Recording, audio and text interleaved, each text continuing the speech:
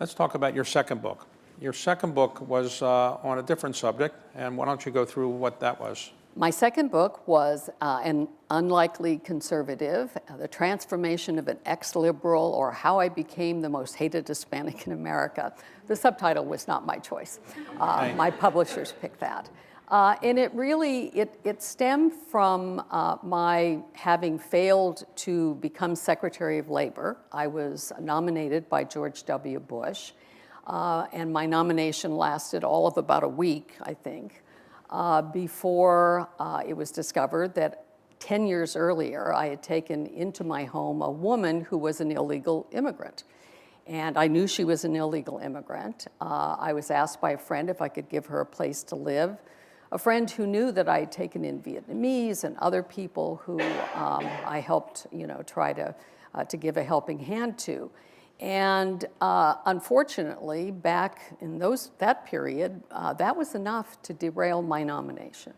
So you were the first Latina to be nominated to be a cabinet secretary. Correct. But it didn't go through because of that, and that's somewhat similar to what happened to Zoe Baird, I guess, to some extent. Right. She actually employed a couple and didn't pay taxes on them. I didn't employ this woman, and she eventually went back to Guatemala and came again as a permanent resident. So why are you seen as an unpopular Hispanic? Well, I think it all stems from the controversy around my job at U.S. English, the idea of promoting English. And I think there were people who misunderstood and thought that I was promoting English only.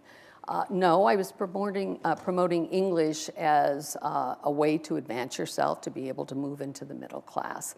And I also was a Republican, and that was thought to be unusual.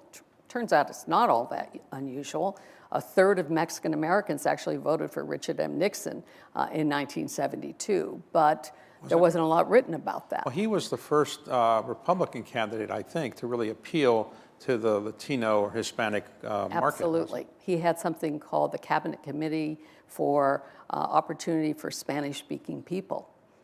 Okay, so your second book comes out, and it's let's say a lot of people criticize it because they think you're saying we should only learn English if you're Hispanic and not learn both languages. Is that right?